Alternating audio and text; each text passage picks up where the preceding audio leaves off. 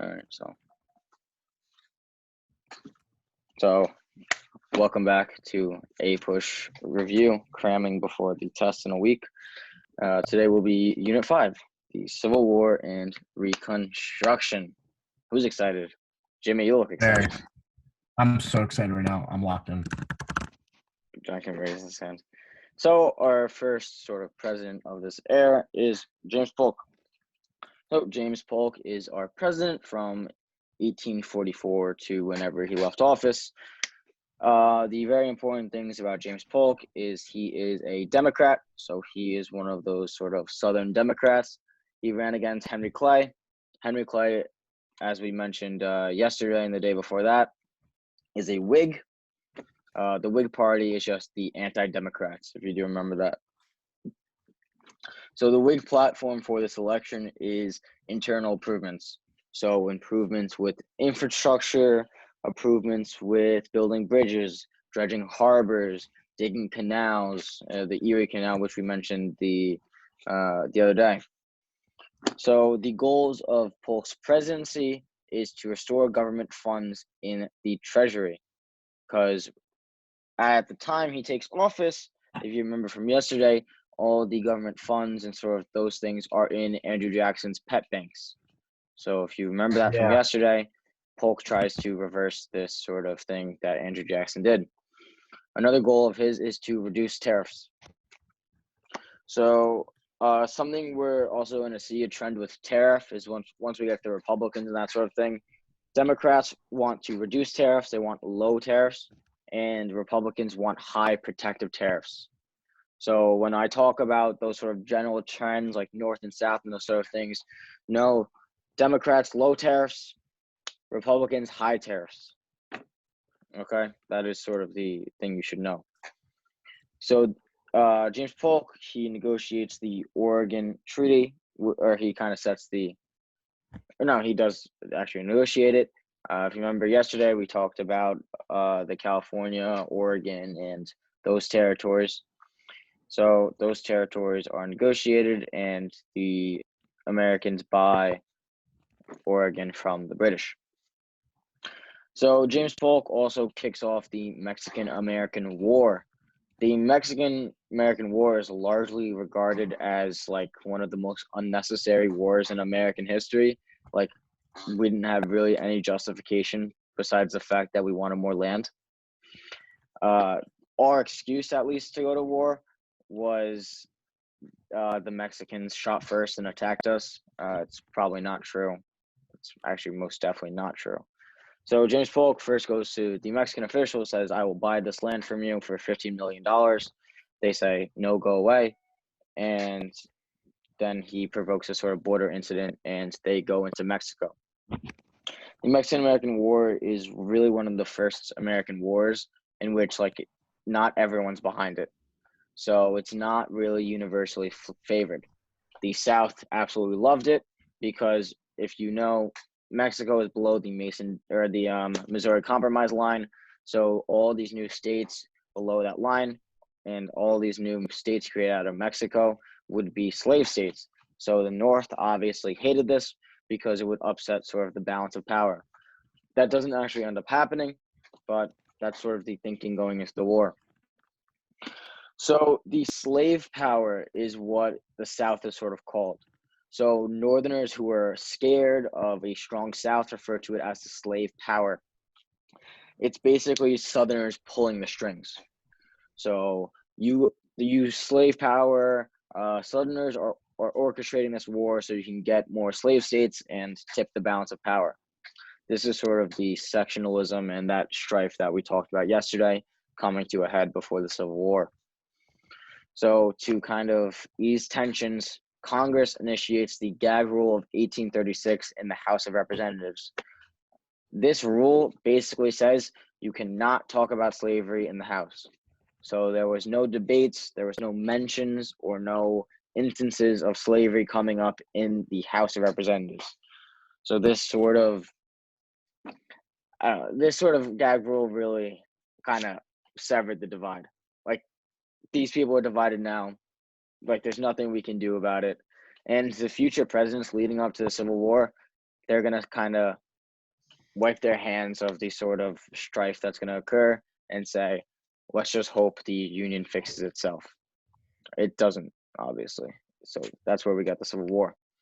So the Wilmot Proviso, it is a bill proposed by Northerners that says that all the new territory gains during the Mexican-American War none of those will be slave states. So if you remember from yesterday, Republicans did not want to expand slavery into the new territories, which will become, well, not yesterday, actually did something we'll get to today. They do not want to expand slavery into new territories, which is represented by the Wilmot Proviso. Happy. So the Wilmot, yeah, Happy. Moscow. So when you said the Mexican-American War and how the Southerners would not benefit from this, like with what they thought they were going to? The Southerners would benefit this, not the Northerners. Yeah. Or do you mean And like literally what happens? well, So you're saying no. You said yeah. you So said that like the You go. Yeah. No, keep going. No, you said that the Southerners would want to or try to benefit from this because like the South, the Mexican, like that side of the Yeah. land. And you said it later wouldn't work. Is the Yeah. reason because of the Wilmot Proviso? Yeah. So do you see my red pointer, laser pointer thing? Yes. So the Missouri Compromise line is right here, right? So if we do follow the Missouri Compromise, all these states down here would be slave states. This obviously, the South loved this and the North hated this.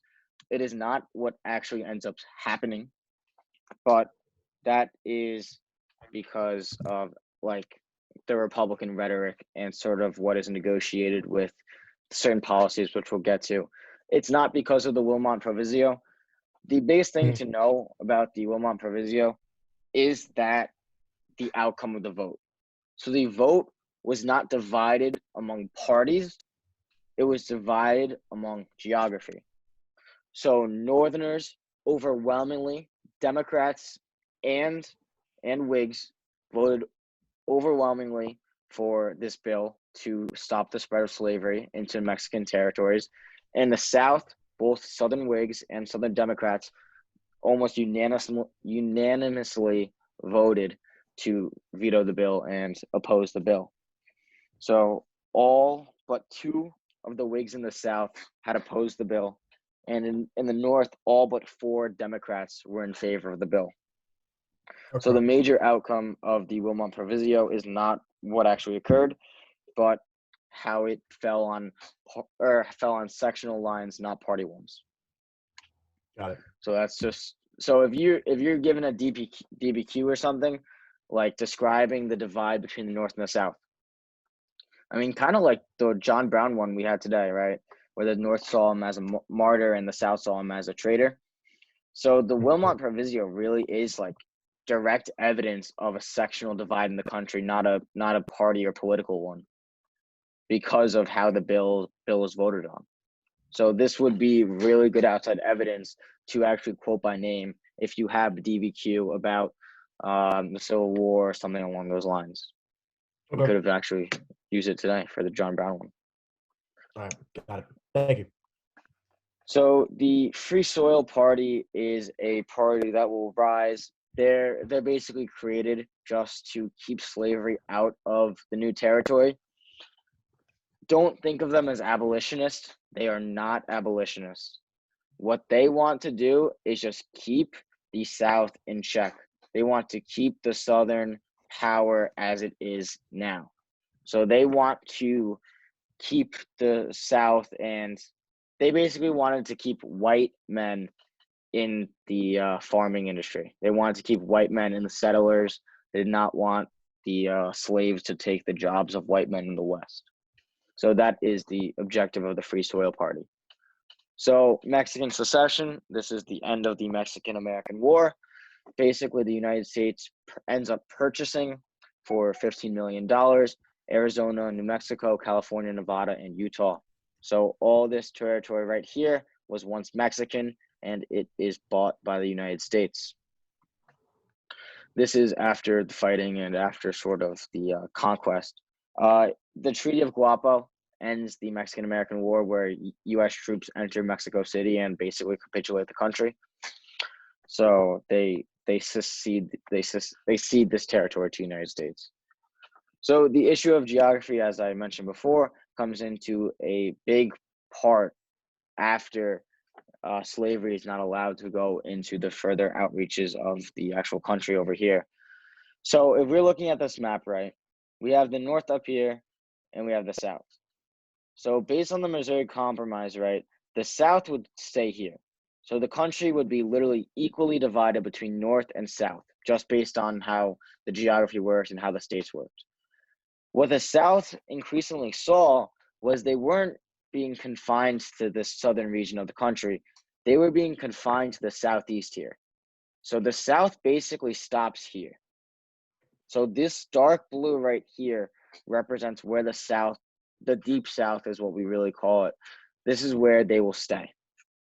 So obviously the Southerners felt threatened, because if all these territories over here are created into states, they will be free states and greatly upset the balance that was with the slave and the free states. What we'll see also is for last unit 2, just to keep the balance of power, whenever a free state is admitted, a slave state will also be admitted. So when Missouri was admitted as a state, Maine was also admitted as a state. So we would have a free state up here and also a slave state right here. So that's something to know and to bring up maybe if you wanted to. So we also start to see the start and formation of an ideology called popular sovereignty. So basically, popular sovereignty states that the territories, the new territories, so the Kansas territory, the Nebraska territory, they would decide by a vote if they wanted to allow slavery or not in the territory. So this sort of idea of popular sovereignty is spearheaded by Henry Clay and Stephen Douglas. So Stephen Douglas is a Democrat who will come into play with the Compromise of 1850, as well as Henry Clay, who will be sort of the authors of the Compromise. Just know when we get to Bleeding Kansas and or Bloody Kansas, as some people call it, that popular sovereignty will be the direct cause of it. So the Compromise of 1850, with increasing tensions between the North and the South over their new territory, it sort of plays out into 6 major sort of bills and laws that get into place. So part number 1, California is admitted as a free state. Number 2, the territorial status and popular sovereignty of Utah and Mexico. So all these states right here, they aren't states, they're territories. So this is to basically not disrupt the balance between the free states and the slave states. So states would have senators and congressmen, while territories would not. 3, it is a resolution of the Texas-New Mexico boundaries. So these boundaries down here are pretty well defined now. It is the federal assumption of Texas debt as well when Texas was annexed by the United States. The slave trade is abolished in D.C. Key thing is slave trade, not slavery. Slavery was still present in Washington, D.C. If you don't know, like a lot of the actual architecture in D.C. is built by slaves. So the White House is built by slaves. The Capitol building is built by slaves. I think actually parts of the Washington Monument as well is built by slavery. So just something to sort of keep in mind, that the government sort of pioneering egalitarianism for their people and equality is built on the backs of slaves. Yeah. And then number 6, did you just that? Yeah, I felt bad because I was talking. You just that? So, and then number 6, that it is a new fugitive slave law. This is very, very important. So the new fugitive slave law is this terrible thing in the North. So basically the fugitive slave law. So the Fugitive Slave Act before this is basically if a slave ran away, the Southerners, they would hire like sort of hitmen to track these slaves down, capture them, and bring them back. But if these slaves fled to Mexico, or they fled to the territories, or if they fled to the north, they would be free. This is the Underground Railroad. The new fugitive slave law, on the other hand, said that you could hunt down these slaves anywhere in the country.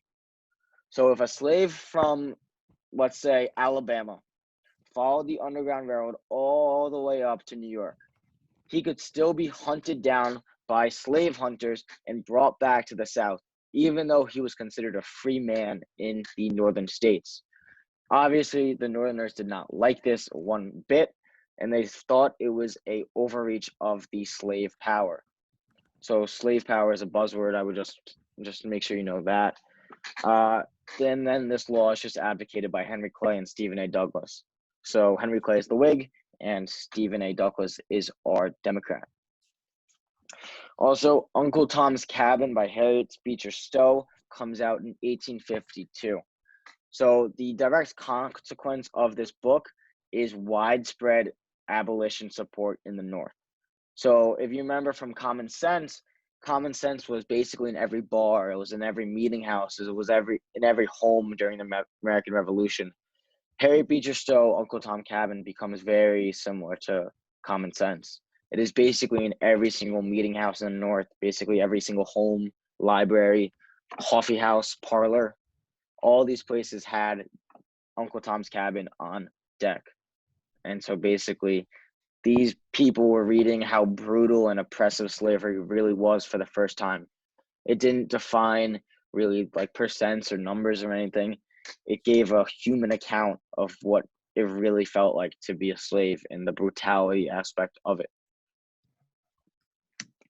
So moving on, the Kansas-Nebraska Act and Bleeding Kansas. So Congress basically wanted to build its railroads through the territories of Kansas and Nebraska. And in order to do this, you need to have a government. You need to have order in these territories. Thus, you need states. So Bleeding Kansas and the Kansas-Nebraska Act is seen as also the death of the Whig Party. I honestly don't know why, but this is really where the demise started to kind of come up, and the Whigs just transferred to the Republican Party. So the Kansas, Sorry, was Kansas and Nebraska territories before, and so they need states in order to so they as of this photograph, the like light blue right here, those are territories. Yeah. So in order to make them states, Congress had to pass some laws and make them states. So the way that they made them states is they made Kansas and Nebraska a state. So what happens with Bleeding Kansas is, we'll get to it, but also what happens is they decide slavery by popular sovereignty. So basically the people in these states will vote for what they want to happen, if they want slavery or not. What happens is a lot of people flock to Kansas and Nebraska. A lot of people from the North and a lot of people from the South start piling into these new states, and they become voters. So they vote for if they want slavery or not. So imagine imagine if we had like the Bergen Catholic presidential election, right? And there was one person who was a transfer from Don Bosco versus you, Moscow. So you're running against someone from Bosco, basically. And then a bunch of kids from Bosco basically transfer to our school, and then they vote the other guy as representative instead of you. So this is what basically kind of happens with Kansas. The people who live in Kansas prior to Bleeding Kansas don't really have a significant amount of power in the state anymore, because the sort of border ruffians, as they'll be called, come over and they start really beating each other up. So it's basically like putting 50 Bergen kids and putting 50 Bosco kids in like one singular classroom.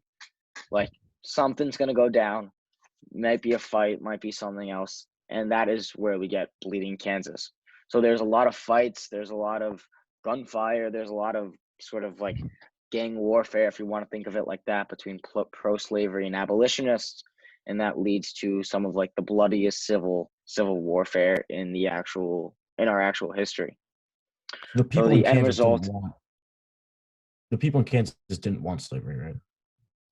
Well, the Western settlers of Kansas prior to the Kansas-Nebraska Act did not want slavery Yeah, because yeah, they that's what I didn't mean. want slaves to take their labor away, like the Yeah. Free Soil Party and those kind of things.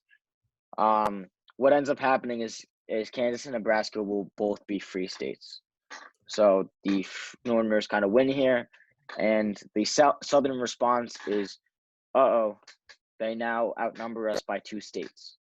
So the free states will now outnumber the southern states by 2, and this will lead to an increased tension that will actually like play a very, very fundamental toll in the Civil War.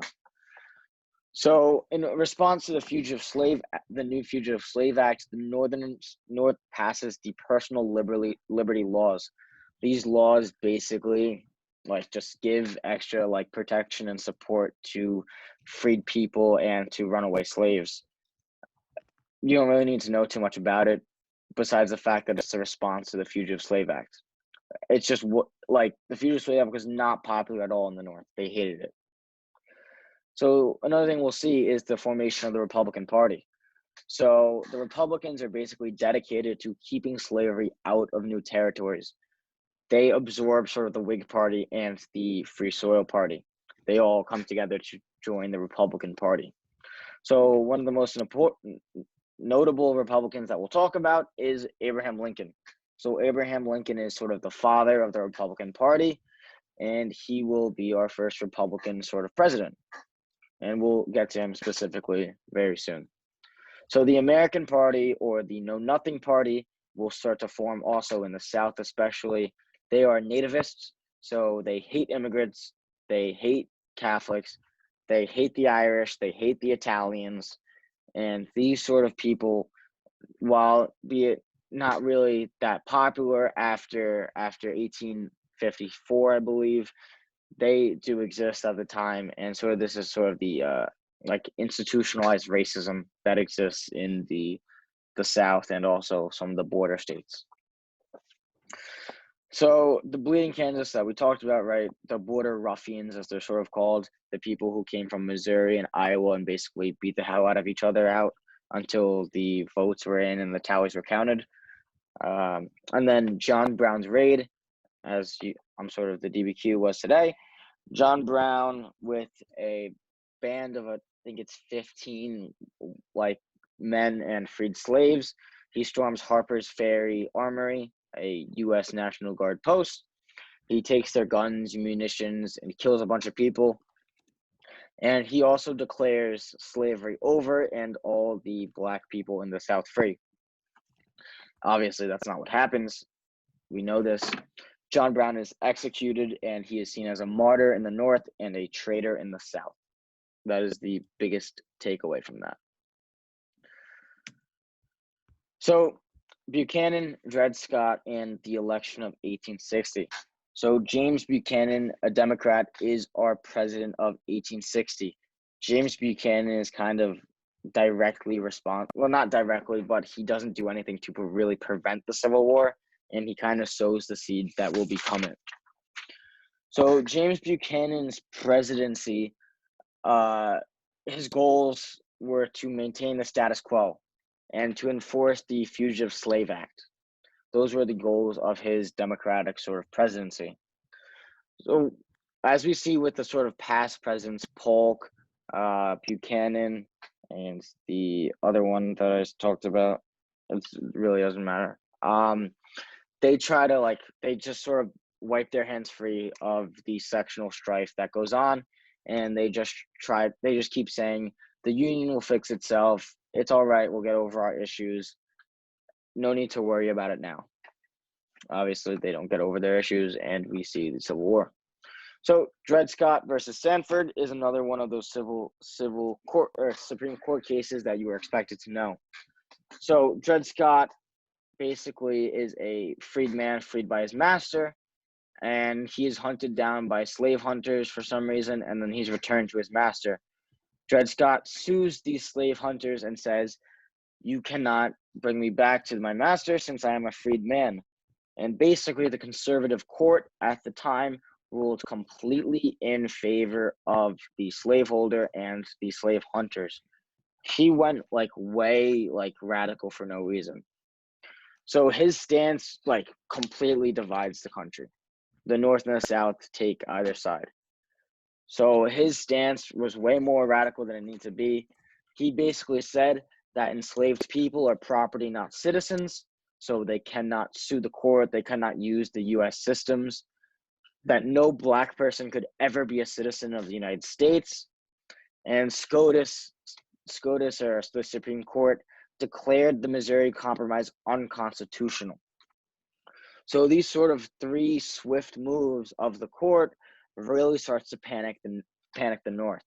So this worrying over a increasing slave power really starts to send the North into a frenzy, and sort of whispers start to happen about Abraham Lincoln, like, we need to do something about this. There's something that needs to happen. This is going to boil over very soon, and it eventually does, obviously. So Abraham Lincoln is a senator from Illinois before he is president. Before he is a senator, he debates Stephen Douglas. So these debates are called the Lincoln-Douglas debates. Just know they happened. They're pretty influential because of the fact that Lincoln sort of backed down Senator Douglas, saying like, how can you support the popular sovereignty as a doctrine, but also rectify your Dred Scott opinion? You know, how are you going to say that people can choose if they want slavery or not if Dred Scott and the people can't choose if they want slavery and slavery to exist? And he kind of champions the Freeport Doctrine. The Freeport Doctrine isn't really anything of significance, and it's really not expected for you to know. So Abraham Lincoln wins this debate, like, utterly. He gains a lot of support in Illinois and a lot of support in the North. He is seen in the South as this crazy radical guy who, if he's elected president, he's going to end slavery and basically kill Southern economy. They're not wrong, but ending slavery wasn't a goal of Lincoln's presidency until it became one. So Abraham Lincoln's presidency is the sort of start of Southern secession. So 4 days after Abraham Lincoln is elected president by our sort of electoral college, and 4 days after he is inaugurated, South Carolina becomes the first state to secede from the Union. So this is on, if you're looking for a specific date, which honestly you really don't need to, this is 1861, or this is December 1860. So 3 months before his inauguration, South Carolina secedes from the Union. They form the Confederate States of America, led under Jefferson Davis. The Republican policies of this time were one of like great reform. They really wanted to fix the issues that had been set forth with the sectionalism in prior presidents. They were going to fix the sort of border issues between the North and the South and the issues of new states and slavery. It's relatively unsuccessful, and we got the Civil War from it. Wait, so the Confederates began because of the Southern secession? So secession means to leave the Union. So secede means like to leave. Yeah. So when we talk about Southern secession, we're talking about the South leaving the Union of the United States of America. Because of Lincoln and the fact that they were going to lose the economy. So on April 12th, 1861, it is the first battle of what will be the Civil War. So it is the Battle of Fort Sumter. There are no casualties in this first battle, but the Civil War is the bloodiest war that America will ever be in. So even I think it's like, if you add up all the casualties from the First World War, the Second World War, and the Mexican-American War, you still have less people killed than in the American Civil War. Because if you think about it, right, it's brother fighting brother. So this was a big talking point of sort of the pacifist movement, is families would literally be divided. So one son would fight for the North and one son would fight for the South. So brother would literally be killing his brother. So the start of the Civil War is obviously the Battle of Fort Sumter. and a lot of states follow in the secession. The states that secede include, if we go back, Texas, Louisiana, Arkansas, Mississippi, Alabama, Georgia, Florida, South Carolina, North Carolina, Virginia, Tennessee, and I don't think Kentucky secedes, nor does Missouri. But Virginia and like sort of this region right here secedes. Kentucky, Missouri, Pennsylvania, New Jersey, and Maryland function as sort of our border states where slavery existed, but they did not secede from the Union. So border states, as I just mentioned, they had slavery in them, but they didn't secede from the Union. They didn't see themselves as Southern states, even though they had slavery in them. So some of the policies of the Confederates at this time was the suspension of habeas corpus. So habeas corpus is something, it's a Latin phrase, it's legal. It's something you should know. So the writ of habeas corpus is just a protection against improper imprisonment. So Jefferson Davis suspends habeas corpus, basically locking up his enemies, locking up people he thought would be traitors to the country, traitors to the South. Like people, if like you didn't go to work one day and you didn't really have a valid reason to miss, you would be locked up in prison, just because that's how they needed to run the sort of Southern economy. The Southern economy goes into shambles with the Civil War. They are basically cut off from the entire world, and they lose a lot of their business, and they actually succumb to a very, very rapid inflation. I think the inflation in the South is something about 3,000% or something along those lines. Jesus. So basically, a $3 loaf of bread in the South would now cost like $900 or something crazy to that, like that. So, the borders, so more policy of the South, so tariffs, in order to sort of fix their issues of economic dismay, they enact tariffs. They don't work. They're very, very ineffective and actually harm the South more than it helped them. Jefferson Davis also enacts martial law, so basically military rule of the country, rapid inflation, as I just mentioned, and he forces a conscription. So conscription is basically a military draft. So he forces every single white male who is of age, which is 18 years old, to serve in the army. The only exception for this is if you owned more than 20 enslaved men, you were exempt from the draft. So this is our divide in sort of class tensions. So the poor people who are fighting in the war were like, why are these rich people not fighting and dying alongside us? And the government's excuse for was they would do more good on the farms and on their little ranches than they would do good on the front lines. Rich people also paid poor people to serve in the military for them. So this is going to be a great divide in class tensions, and it's basically going to create a poor versus rich sort of thing that we'll really see in the Gilded Age. The North, on the other hand, they had to combat. The name of what? Like that process of like the rich not having to fight.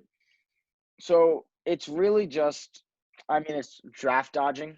Really, that's like the proper name, I guess you could call it. But it's really just a deep divide in class tensions. So class tensions between the poor and the rich would come to a head with the conscription laws.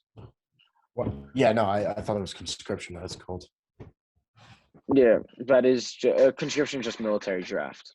Okay. It's not very well implemented. A lot of people deny. They just don't serve it, and they wind up in prison. I have a question. Yeah. Was draft dodging like used in both the North and the South? Yeah. So there were a lot of people. Like the North had a conscription as well. Theirs was more like sort of loose. Like they really supported volunteerism, so volunteering to fight in the war more than conscription. But a lot of people in New York, especially, they avoided the draft. So that leads us to another big event, the draft riots of New York. You should know these. So the draft riots of New York basically are the white New Yorkers saying, why am I fighting in a black man's war? Why am I fighting about people I don't even value as human? And the Irish and Italian immigrants of New York City sort of rebel. They start I don't know if Bella showed the video for you, but where they're breaking into the New York City town hall and killing some of the rich people and taking their daughters and stabbing them with bayonets. Those are the New York City draft riots that will come as a direct response to Northern conscription. So not everyone in the North supported the war. That's another thing as well. Does that answer your question? Yeah, thank you. So another thing that will happen in the North is called greenbacks. So greenbacks is money, as we know it today. So your crisp $1 bill right here, this is called a greenback. So Salmon P. Chase issued these greenbacks. It is Lincoln's the leader of the Treasury. He establishes these greenbacks, and he creates our first sort of national currency besides gold and silver pieces. So this is where we first start to see the national currency of dollar bills and those sort of things start to develop. The unions as well started to develop here too, just to protect the labor rights of the workers in the North being sort of abused by the war profiteers. Did I talk about war profiteering? Did I talk about No. it? No, I didn't. So war profiteering is just companies and a lot of sort of factories overcharging the government for goods in a time of crisis. So it's actually illegal, war profiteering, but it wasn't then. It's basically like I know the government's gonna buy my guns, and I know that they need the guns really badly. So I'm gonna jack up the price from $10 to $100 because I know they're gonna pay for it, and I know I can make a lot of money off them. So that's called war profiteering. It comes up in a lot of the other wars as well, World War I and World War II especially, but it first sort of starts in the Civil War. So moving on, the State of the Union at the time, the Emancipation Proclamation is signed into law. It is passed in January 1st, 1863, so at the start of the new year. So a big common misconception about the Emancipation Proclamation is that it freed the slaves. It did not free the slaves. Please do not get that confused. The Emancipation Proclamation did not free slaves in any way directly. So the way the sort of Emancipation Proclamation worked is it sort of stated when we conquer the South, we will free the slaves. So it kind of stated that the slaves residing in the southern states, the states in rebellion, so the southern states, they were free people. So all the slaves in the South were free. The slaves in the South obviously did not hear this because there were no news or sort of media at the time, and it really got passed along during the South with word of mouth. And remember, slaves can't read or congregate in large community because of the slave codes we discussed last unit. So that's also another thing preventing sort of slave uprisings from occurring. So the Confiscation Acts as well sort of come into play here. The Confiscation Acts basically make slaves like a kind of tool of the Confederacy. So as the North conquers the South, they sort of confiscate the slaves by freeing them. And that sort of confiscation is basically the North liberating Southern slaves by saying that if we left them as slaves on this farm, they would only aid the Southern economy. So these confiscation acts further sort of mess up and screw with the Southern economy in a more perilous state than it already is in. So the 13th Amendment is also passed. Does anyone know what the 13th Amendment is, though, off the top of their head? Moscow, I know you know what it is. Is that like uh, no slavery should be allowed? Yeah. So the 13th Amendment, good job, it prohibits slavery.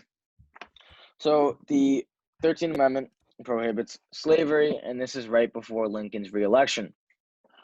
So Lincoln is reelected in the election of 1864. He establishes the Freedmen's Bureau, and sort of the war Democrats support him. So the Freedmen's Bureau is basically a government agency that works to support freed people and prior slaves, providing them housing, jobs, farms to live on, acreage, and land. It's not like majority successful. Like it works in some cases, but it is not like a sweeping majority. It's not like sweepingly overwhelming, but it does do some good for these prior slaves. Another thing we'll start to see is sort of the end of sectionalism, sort of on the political spectrum. So war Democrats, as in Democrats in the North who supported the Union, they said the war was necessary in order to preserve the Union. So in order to preserve the Union in the way that it was, war with the South was necessary. So one little sort of battle tactics and one, not battle tactics, but one sort of major event of the war is Sherman's march to the sea. So Sherman, a U.S. general of the United States Army, goes from Atlanta, Georgia, and basically burns every single thing he encounters on his way. So he goes from Atlanta all the way to the sea, back up to South Carolina, through North Carolina, burning every single town, every single farm, every single plantation in sight. So this really does have a great deficit to the Southern economy. The North also, in order to sort of win the support of the European countries with the Emancipation Proclamation, they do this with that proclamation, and this sort of guarantees that the European countries will not trade with the South, for they support slavery. This is sort of the reason why the Southern economy really collapsed instantaneously. So the Civil War is over.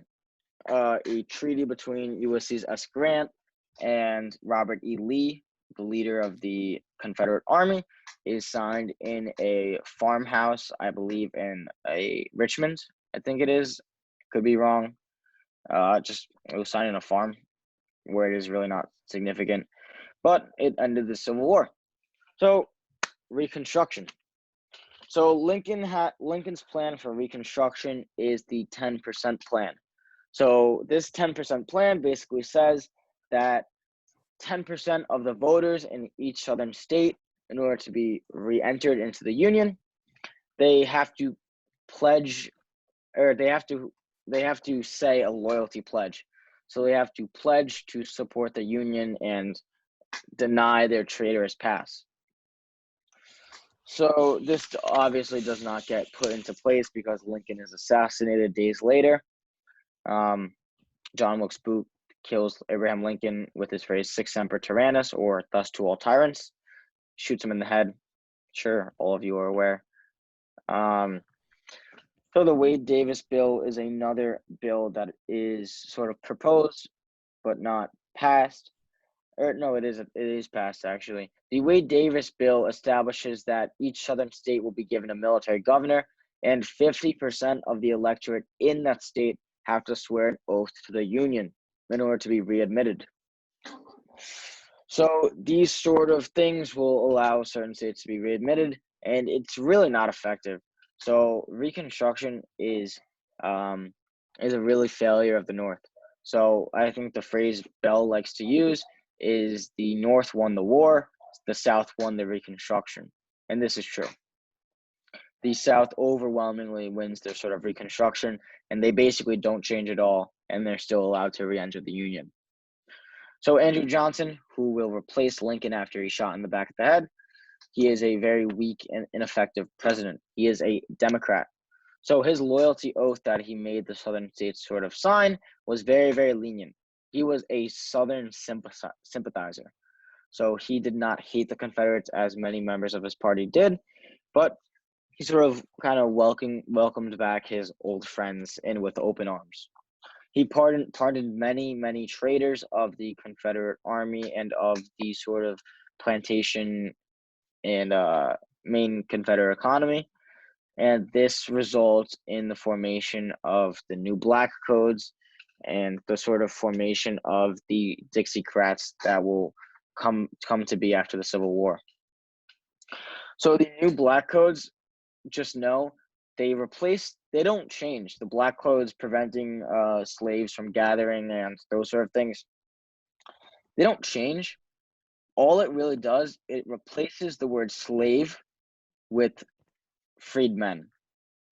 So states were required to have a constitutional convention and change slave to free man because there was no slavery. The only Black codes that were really changed with it is they replaced the word slave with freedmen. So these are going to lead us directly to our Jim Crow laws, which comes to be in the next chapter. Or really, Jim Crow laws are just laws against Black people that were very restrictive before the civil rights movement in the 1960 and 1965. So Andrew Johnson, slaves replaced with freedmen, as I just mentioned. He starts the Swing Around the Circle tour.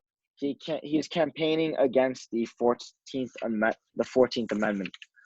So the 14th Amendment, does anyone know off the top of their head what the 14th Amendment is?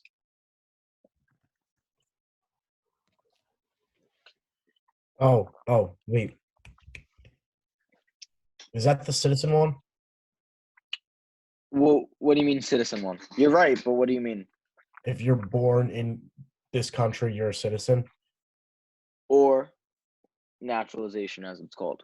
I don't mean know. to, like, I'm not dissing you, but it's naturalization. So the 14th Amendment is going to come hold. So Andrew Johnson is so weak and so ineffective and such a Southern sympathizer that the North, who is basically in complete control of Congress, says, all right, screw this guy. He's not doing this. He's just doing this for his buddies. And they basically kick him out. Andrew Johnson is our first impeached president. So Andrew Johnson will join the ranks of impeached presidents with presidents such as Andrew Johnson, Bill Clinton, and Donald Trump, the most recent one. So congressional Reconstruction is a lot more radical than the sort of presidential Reconstruction we've seen. So congressional Reconstruction states that all states, in order to re-enter the Union, they must ratify the 14th Amendment, and they must have sort of martial law in the South. So the 14th Amendment, it's also sort of corollary thing, it's sort of side thing, is it bans Confederates from holding office. So the wording is actually preventing people from holding office if they participated in crimes against the state or an insurrection against the state. It's actually being used against Marjorie Taylor Greene today. If you are interested in that court case, people suing Marjorie Taylor Greene are claiming that she is unfit to serve in Congress, and it's actually illegal for her to do because of the 14th Amendment with her participation in the January 6th insurrection. That is the claim. That is not my opinion. So impeachment proceedings against Johnson start to take a hold, and he is impeached. His vice president, Ulysses S. Grant, will take office. So Ulysses S. Grant is known for being a very, very corrupt sort of leader of the time. He passes the 15th Amendment, and this enfranchises Black men. So all citizens of the United States, except women, become enfranchised. So this is probably one of the more progressive things of the time. So the failures of Reconstruction. You should know that Reconstruction failed. So the North loses the Reconstruction and the South wins. The failures of Reconstruction, they fail to reconcile the deep divide between the North and the South. So those sectionalists still exist. There's still this sort of deep divide between the culture and the economics of the South and the culture and the economics of the North. We start to see carpetbaggers. So carpetbaggers is a derogatory derogatory term for the northern people who came to the South to sort of profit off of Reconstruction. It is literally named after the suitcases they sort of carried their goods in. And just know, like, a lot of those sort of carpetbaggers were very unpopular in the South. So the Ku Klux Klan and the White League also form. These are both very racist and white nationalist groups. The White League is basically sort of, their main goal was to murder Republicans. So John Wilkes Booth would be a member of the White League because he literally killed a Republican president. And the goal of their literal whole league was to kill Republicans.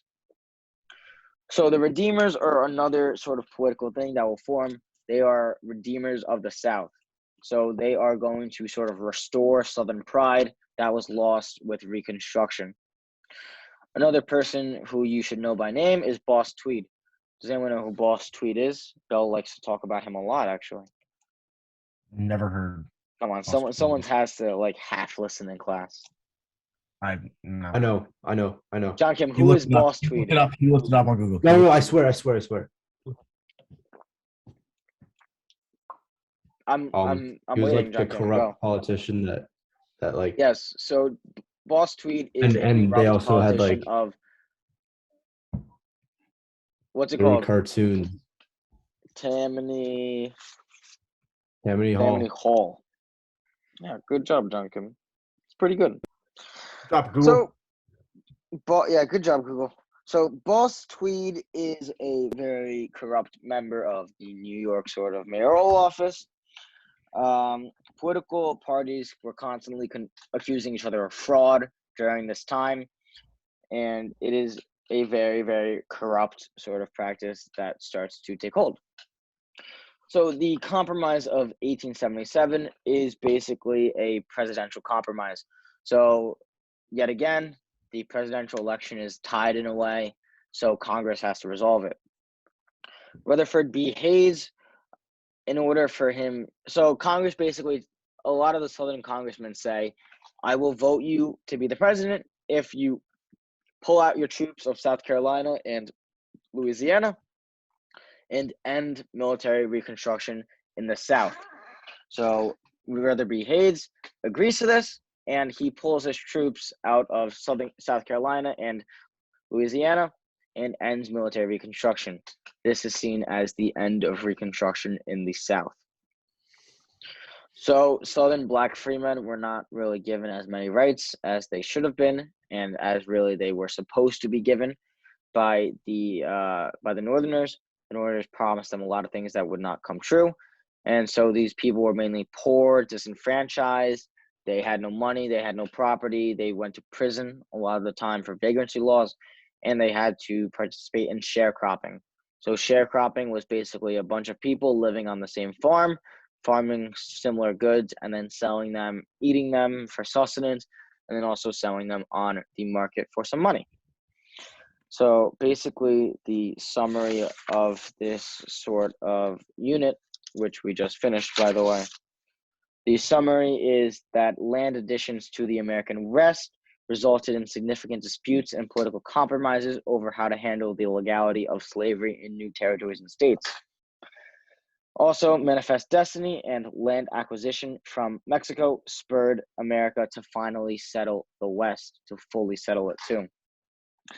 It took many years for the South to fully recover from the economic and social effects of the Civil War, and disastrous ones at that, and Northern European immigrants to continue to enter the country, motivated by industrial and agricultural opportunity. Regional tensions led to the over slavery and states' rights led to the Civil War, an event that radically changed American society and the role of federal government in state and local affairs. So a main takeaway from this is the federal government gains a lot of power from the Civil War, especially. So that is our unit. We have finished Unit 5, and we are officially more than halfway done with the entire course of American U.S. history. So I do have the practice questions if you would like. Is no one excited with me? Like, I'm the only person talking here. I'm And excited. just drink an energy drink. All right. I finished it. So Like, the Celsius, great. I So only we just finished wanted it to under like two. we just finished it under 45 minutes. So that's good. I think it's literally what I said. Let's do like two of them. So I have I'm some so. I have some questions for anyone who'd like to stay. I mean, like you're not required to be here, obviously, so you chose to be here. If you want to leave, I don't care. But here are the review questions. So, bleeding Kansas was a direct result of the doctrine of blank. Is it A, judicial review, B, imperialism, C, containment, or D, popular sovereignty? Popular sovereignty. D. yeah. The answer is D, popular sovereignty. Good job. Yes. As a result of the Mexican-American War, all the following became part of the United States except which state? California, Nevada, New Mexico, or Texas? Texas. Texas. Texas. I said that first. Texas is the correct answer. That was a trick question. Good job for They had it realizing before. Annexed. that.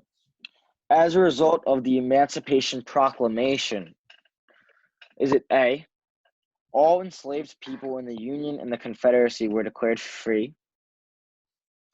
Is it B, nearly 200,000 free blacks escaped slavery? Sorry, let me read that one again. Nearly 200,000 free blacks and escaped enslaved people joined the Union Army. Is it C, Maryland seceded from the Union? Or is it D, African Americans in the United States received the right to vote? A. B. Isn't A like the trick thing? So Jimmy, Wait, say A again. So right, we're between A and B right now. So A is all enslaved people in the Union and the Confederacy were declared free, or B, nearly 200,000 free blacks and escaped enslaved people joined the Union Army. B. A. Okay. What is our consensus here? Okay, I'll go B. B. The correct answer is B. So Jimmy was correct in noticing that this was the trick question. The Emancipation Proclamation did not have a direct effect on any slavery status of free or enslaved people. We didn't mention it, but the 82nd Massachusetts Division is the first all-black regiment of soldiers in the Army. They're pretty well known.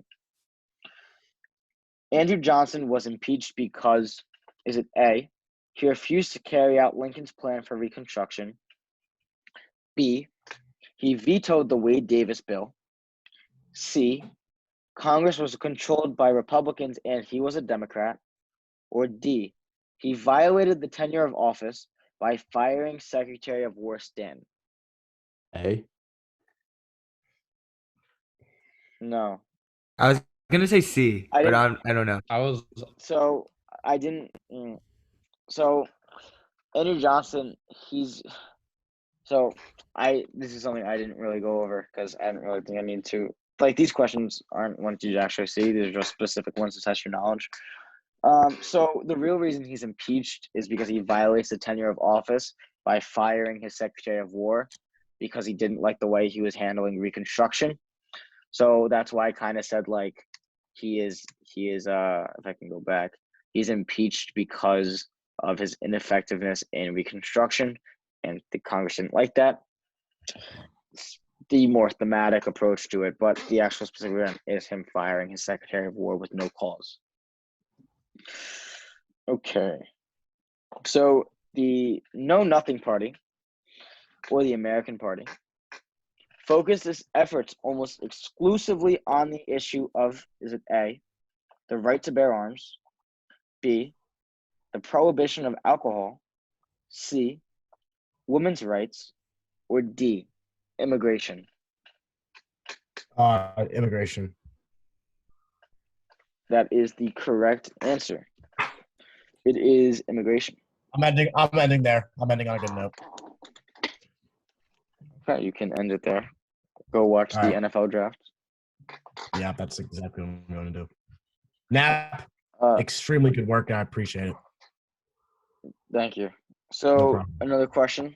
The Oh. principle of popular sovereignty stated that, is it A, whenever a new area was settled, all United States citizens were required to vote on the slave status of that area? Is it B, slavery would not be permitted in any area after 1848? Is it C, the president, after meeting with public interest groups, was to decide on whether slavery would be allowed to exist in a given territory? Or was it D, settlers in the Western territories, not Congress, would decide whether to allow slavery in their territories? Hey, D, yeah. do we agree with that? I think John so. Kim? Yeah. Wait, can you say A again? Whenever a new area was settled, all United States citizens were required to vote on the slave status of that area. No. Yeah, I'm sticking Yeah. with it. I think Okay, D. yeah. So Yes. the correct answer is D. Only Yes. settlers in that state would vote on the slave status for that territory. Last one. Let's see. I don't really. Okay. Following the Civil War, most freed enslaved. So this is a question. I didn't go over this specifically, but using your knowledge for trends, you should be able to get the right answer. So let's see if we can get this. Following the Civil War, most freed enslaved people, was it A, stayed in the South and worked as sharecroppers? B, joined the A. pioneering movement and headed to the West? Was it C, moved to the North to work in factories? Or was it D, took work building the nation's growing railroad system? I say A as well. A. D. A Wait. is Yeah. That's A. John That's Kim A. says B, John Kim and trying John to be Kim D. I is say and D. John. So that's actually a good guess, John Kim. That does end up happening, but not following the Civil War. So that is the wrong answer. The correct answer is A. I have a question. Yep. Were some slaves carpetbaggers and they went to the South, or is that like not a thing? Carpetbaggers were mainly like businessmen and of the North, mainly white people. I mean, if a carpetbagger, they were hated. Like Uh, the South hated the carpetbaggers. So if like a black person was a carpetbagger, like they would just kill them, just because they like could. All right. Now, I mean, thank it's you brutal, very but much it's for your- exactly what would happen. Yeah, Okay. so that is, if there's no other questions, that's where we'll end it for today. Yeah, my head is done. Is there any more questions? I have an That's unrelated question. Oh my god. Sure, I'm Jimmy. assuming You you've do seen you. Django Unchained. I have not, but I know what happens. If that's what you're Yeah, I asking. feel like you would be the person to have seen that movie. I was gonna ask Seems the like exact. it's on my watch list, but I haven't watched it yet. It's great. I I- strongly I- suggest. I hear that whatever his name is really good in it. DiCaprio. No, Samuel L. the other Jackson. one, Samuel L. Jackson. Yep, Yeah. I heard he's very good in it. What All right, so movie? if there's Django Unchained, if there's no more questions, that's where we'll wrap up today. Again, that is my Latin homework. Again, all of these things will be posted to my YouTube channel, nicknap1129. This video will also be posted there too. Give myself a shout out here. Tomorrow, if I do not have a baseball game, which I don't think I will, I am most likely going to miss my practice, and I am going to teach Unit 6 after school in room 32. I'm coming. It is something that is Okay. most likely going to happen. It is not most definitely sure. I will text you in the group chat to confirm, but that is something I am planning on doing for tomorrow. By the way, if you have any friends or anything who are interested in studying, please add them to that group chat. I saw that Marcus added Jaden. Good job. Please direct people to both the YouTube and the group chat so they don't bomb the exam. And that will All right, now, conclude our sort of meeting today. Thank you, Nap. I'm going to stop.